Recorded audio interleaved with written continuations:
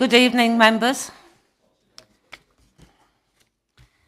Before we start the meeting, we are not expecting a fire drill, so if the fire alarm goes off, please make your way to the nearest emergency exit and gather at the front of Runnymede Hall.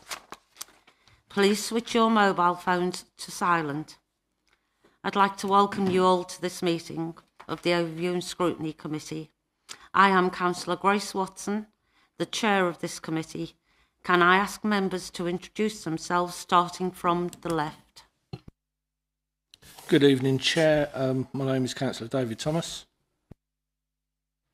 Good evening, my name is Councillor Sue Brooke. Good evening, everyone. Councillor Russ Savage. Good evening, Councillor Sharon Ainsley. Good evening, Councillor Lorraine Larman. Good evening, Councillor Kate Knott. Good evening, Councillor Matt Cortez. Good evening, Councillor Nicola Benson. Good evening. Good evening, Councillor Dinah Jones. Thank you. And we have a visiting councillor. Councillor Barry Companion. Thank you.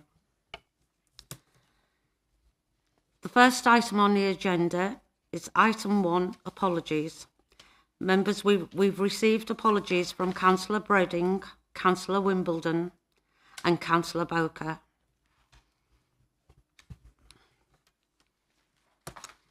Item 2, members' interest. Are there any interest to declare? Thank you. Item 3, minutes. Are the minutes for the Overview and Scrutiny Committee meeting held on the 8th of January agreed?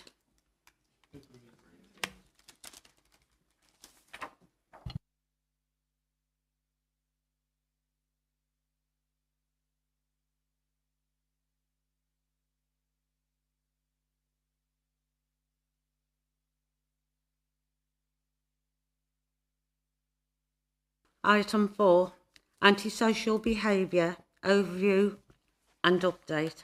Members, we have before us a report from the Assistant Director of Housing, Health and Partnership, providing an update on structure, actions and activities associated with the Council's community safety responsibilities. Mr. I can't say your Geller, so I do apologise. No problem. Please introduce the report. Thank you.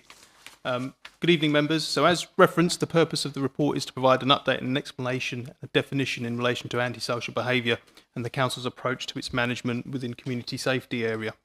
The report also provides a general update on relation to the structure and actions and activities associated with community safety and some of its responsibilities. Now, to try and set the context for that, it's important that I start by explaining the legislative definition of what constitutes antisocial behaviour.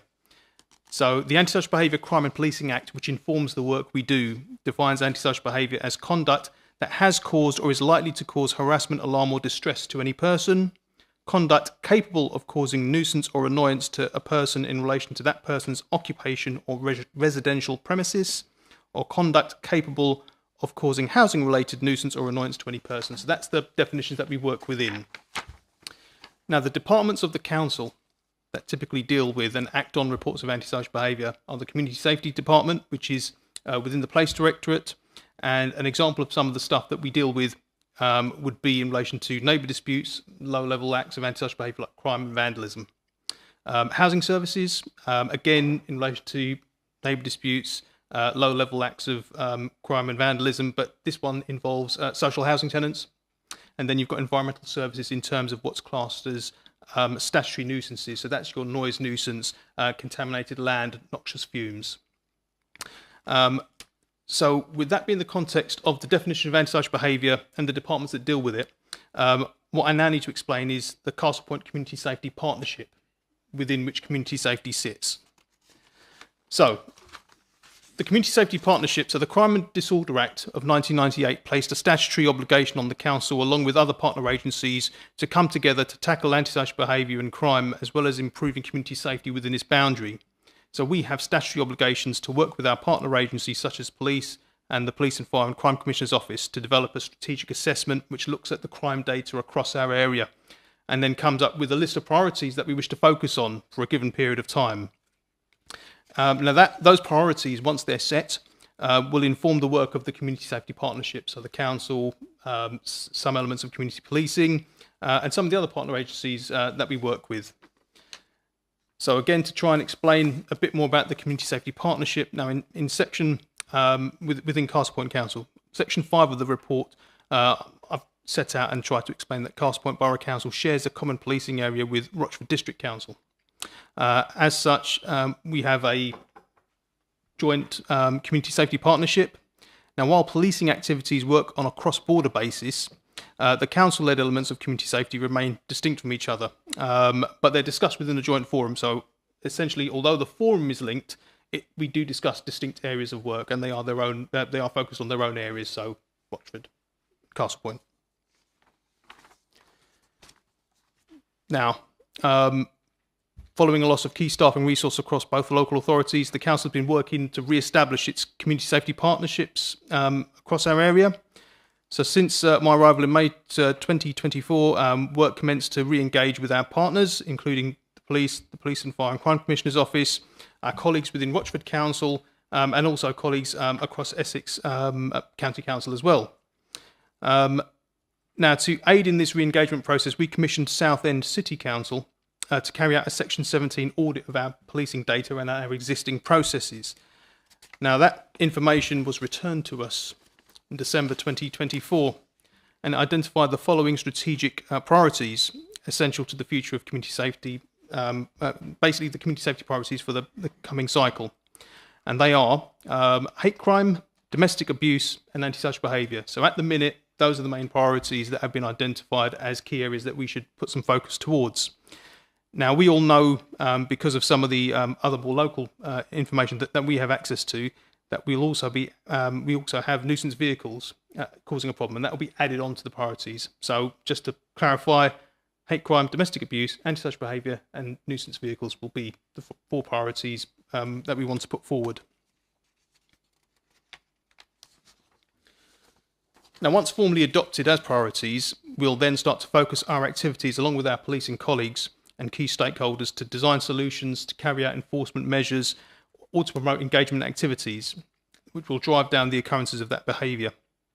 To supplement the work, we'll be updating our safeguarding policy and our community safety strategy, and we'll also be looking to implement specific projects such as overhauling our CCTV infrastructure, which will improve our ability to respond to instances of antisocial behaviour, and also to implement and expand tools like the Public Space Protection Order, which provides an additional method of enforcement to both the police and the council in relation to some of the low-level forms of antisocial behaviour.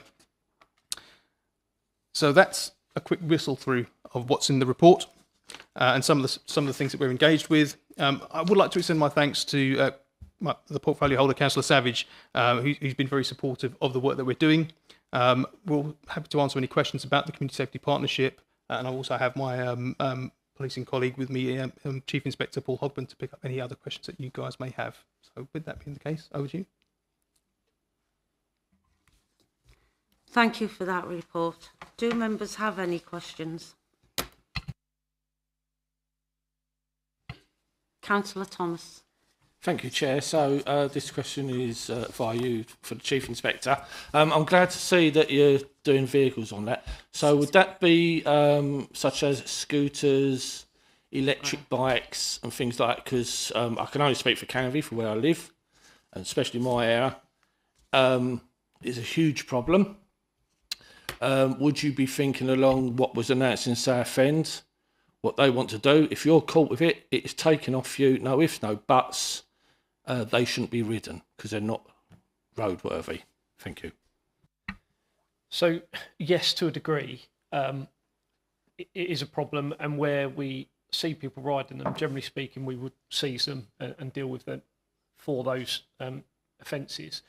The issue you've got is the prioritisation around where that sits in the greater priorities of things and other stuff that's going on.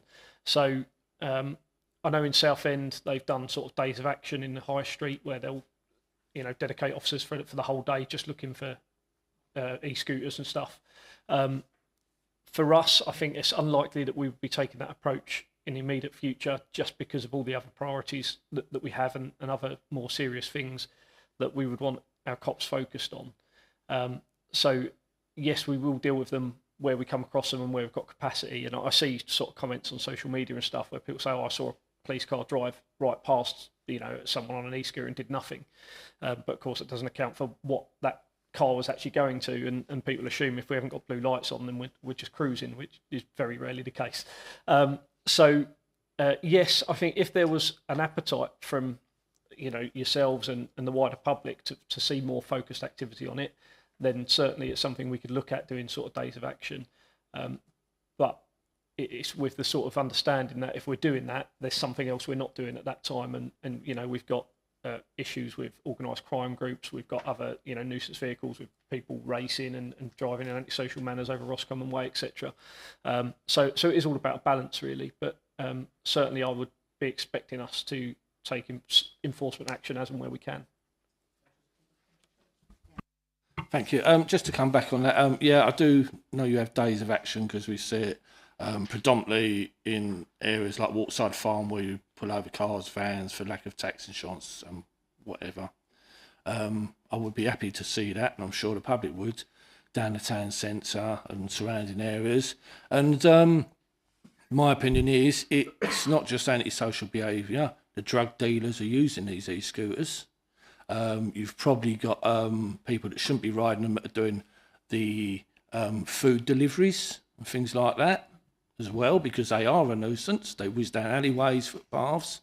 So I would like to see, and I'm sure the public would support you in wanting to see days of action, as and when you can, obviously. Thank you. Councillor Knott. Thank you, Chair.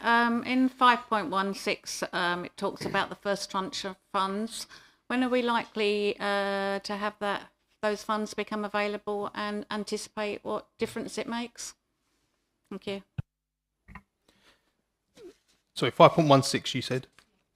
Okay, so in terms of the funds, as far as the PFCC are concerned, they're happy for us to start drawing down on those tranches. So one of the tranches is available for us now, with another one due to come on stream in March. So it's simply a case of raising the order. So that will allow the PFCC to transfer the money across. It comes across in 4 tranches of, I think, around 260,000. Once the money comes in, it's just a case of then planning to look at how the money is spent in relation to what resources we need to deliver the CCTV project to basically look at some of the scoping exercise with contractors. So that's the next stages that we're working on at the minute.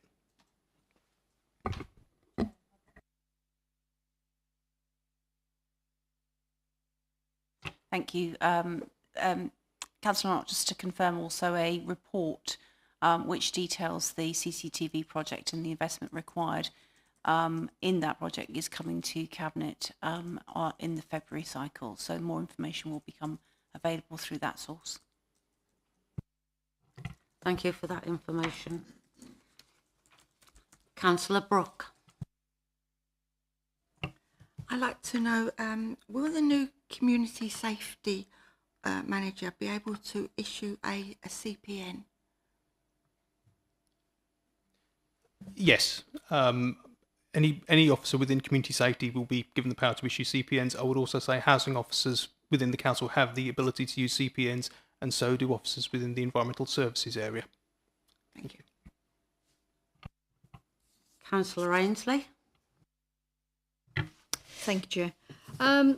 Yes, in the report, 5.13, it says Essex Police continued to attend along with various partner agencies. However, meetings are heavily Rochford-centric due to the lack of community safety staffing resource within Castle Point Borough Council and a lack of Castle Point specific partners. Are we addressing that? Yes. So basically, we have a new community safety manager scheduled to start with us towards the end of April. We're actively in a recruiting process for a community safety officer to basically stand up the area of work. One of the earliest tasks that we will be doing is reaching out to all the old community safety partners that we had and looking for new ones to basically come in and start representing business, volunteer sector, basically to pick up that community safety partnership element from a Castle point of view. Sorry, can I just come back on that? What do you mean, old and new partners? Are you talking about volunteers? No, sorry, not volunteers to help with enforcement, representatives from partner agencies. So for example, on the Rochford side of the Community Safety Partnership, they have representatives from business. So we would want to reach out to certain partners and see whether they would be interested. We would also look to work with other groups like, for example, youth offending services, probation. Those are sort of statutory partners that we can pull in and get them to join up from a Castle point of view in relation to the Community Safety Partnership. At the minute, some of those partners at that group are Rochford-based people, and they're focused on their area of work. So we've got nothing in Castle Point at the moment. I'm thinking specifically about the youth. Have we got anybody going into schools and talking to kids about antisocial behaviour and drugs and such like? So from a community safety Castle point of view, no, there's no officers that specifically do that. There are some element, and it's loosely connected under public health, but that's notwithstanding any specific policing engagement days that happen. Yeah.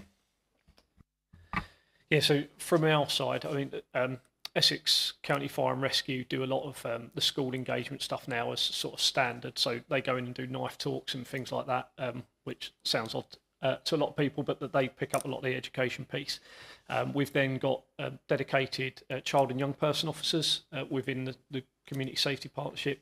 So we've got 2 officers that work specifically with youth offending and the schools to deal with any offending related to school children, offences that occur in school and problem solving of that nature.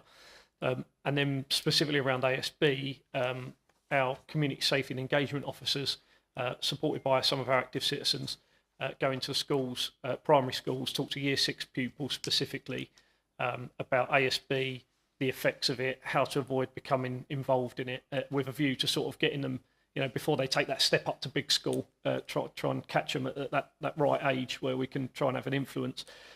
They've delivered this talk to so many schools. At last count, they'd spoke to over 2,000 pupils and delivered that sort of input to over 2,000 students, and the feedback is really positive from students, from the schools, and we'll continue to do that. Thank you, that's good to hear. Thank you. Cabinet portfolio holder, Councillor Savage, you'd like to come in there? Yeah, thanks, Grace. Yeah, I wouldn't want you guys to go away thinking that we haven't got anything by way of CSP. We have regular meetings with the Rochford group. Rochford is allied with Brentwood, so we've also been to the community hub at Brentwood and seen the way that they operate. So we have got some stuff going on in the CSP space. And the other thing to mention with respect to the people that go along with the statutory groups, so the fire service, the police, etc. We also have CAVs coming in with us. We have Bar and Bus coming with us. We have Yellow Door coming with us. So we've got all the community groups as well. There is stuff going on. And maybe that's my bad, the fact that I'm not distributing that information to you well enough. But there's quite a lot of activity in that. The downside last year was the fact that we lost our community safety lead here to another job, and Brentwood, they had 2 people go off long-term sick, so it kind of fell off the cliff a little bit, but that was through no fault of our own really, and we are making strides to recruit 2 positions, I think is going to be in there to increase that. So it's not all bad news, there's some positive stuff going on. Thank you, Councillor Savage. Councillor Cortez. Thank you, Chair. With regards to the current and the improved CCTV coverage, is it going to be monitored 24/7? And secondly, what happens if something's seen on CCTV?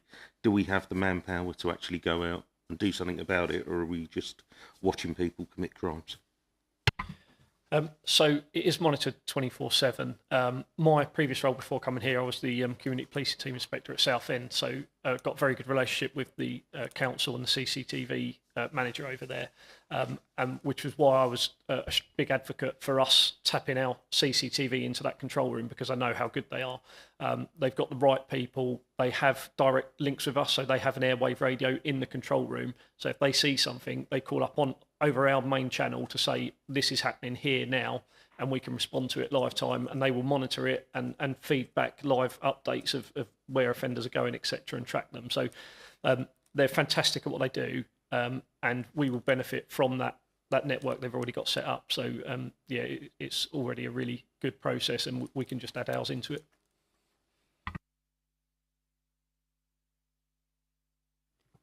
Do we have any further questions? Councillor Ainsley. Thank you. So when I was reading the notes and scribbling my little scribbles, the ultimate question came up. How is devolution going to affect this? And I know that we've got to carry on as normal, business as usual, but are we at risk of losing any of this funding?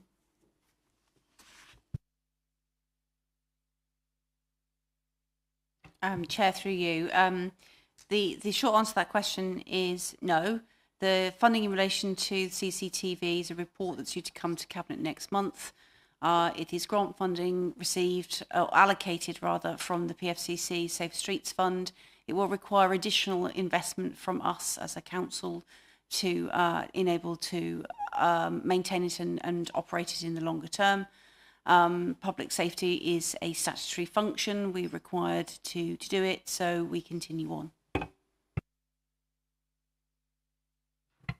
Any further questions on antisocial behaviour? Councillor Jones. Thank you, Chair. It was more about the community safety strategy. On point 6.1, regarding the safeguarding policy, it says that the document will also identify key officers acting as safeguarding leads across the organisation. Do we have one? And if so, who is that, please? So I'm the current safeguarding lead. With the safeguarding policy, in order to deliver the functions and the requirements, what I need is obviously officers identified at different departments within the council that basically act as safeguarding champions. So in terms of picking up any concerns, an officer might see something, they would then in theory have a discussion with the designated safeguarding officer. The designated safeguarding officer would decide whether that's a safeguarding concern. They would then have a discussion with the lead or deputy lead safeguarding officer, and that would result in a referral onwards from there. So that's technically how the process goes. In terms of the referral, once it's made, that would be to Essex County Council or to other supporting agencies, depending on the nature of the safeguarding concern. Councillor Knott. Thank you, Chair. 8.1, is there a facility for complaints to be made anonymously from social housing tenants similar to Crime Stoppers? Thank you. So all complaints of antisocial behaviour are dealt with anonymously, if you like. So when a person approaches us, they should have the confidence that they are approaching us in confidence. Their details will not be shared without them granting us permission to share those details. Now, where a concern is raised, where it's impossible to maintain anonymity, the officer will have a conversation, should be having a conversation with that person to say, look, that the complaint is so specific, we cannot protect your anonymity. What do you want to do? The complainant, the victim in all of this, is the one that holds the power in terms of how to drive this complaint forward, and we need to work more closely with them in terms of managing not just their safety but also their expectations and their expectations in terms of anonymity as well. In extreme cases, the council can do what's called hearsay evidence, so we can take statements from a person and present them in a third-party way.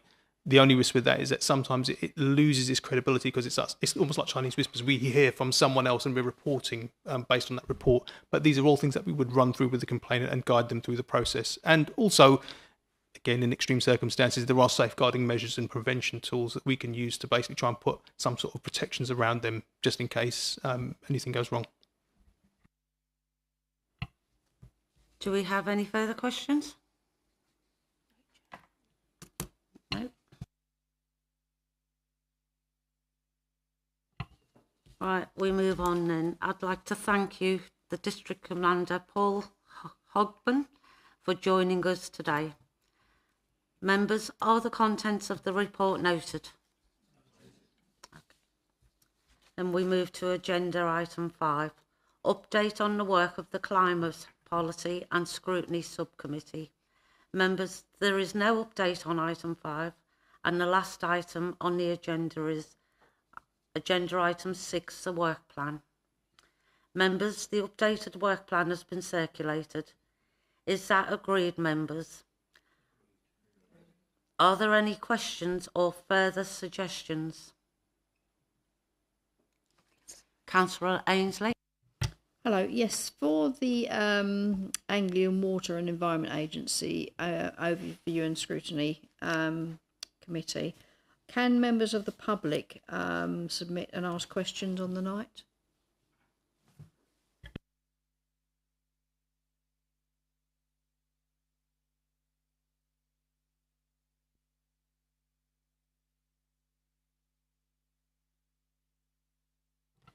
Yes, if we have notice in time. Thank you. Chair, if I may through you, just to say, Councillor Ainsley, we would expect members of the public to raise questions through their ward councillors. So if you are able to submit those to the officers ahead of the meeting, then that will enable those questions to be shared with our visitors and for responses to be provided. And I'm sure that if responses can't be provided on the night, then written responses can be given in due course. But just to kind of manage expectations, the expectation is that they should come through ward members in the first instance. Thank you. That was the intention. There is one business owner, however, I think might want to voice their own opinions. Thank you. Well, on that basis, again, through you, Chair, members of the public are not permitted under the Constitution rules that relate to this committee to address the committee or the chair directly. So if that member of the public wishes to raise a question, then they should do so through members of this committee or indeed any other member of this council. Thank you for that information. Members, you will note that on the work plan for March, we have a representative from Anglian Water answering pre-submitted questions. The Environmental Agency also agreed to respond to the questions ahead of the March meeting. Are there any questions you wish to submit? I take it we're all going to be submitting questions. Yeah? Okay. Right. Thank you, members. Any further questions can be submitted to Democratic Services. The work plan will be updated for our next meeting on the 5th of March. Yeah, you've got on the 5th of March. That concludes the business for this evening. Thank you for your attendance. Meeting closed at 7:28. That's the shortest meeting we've had.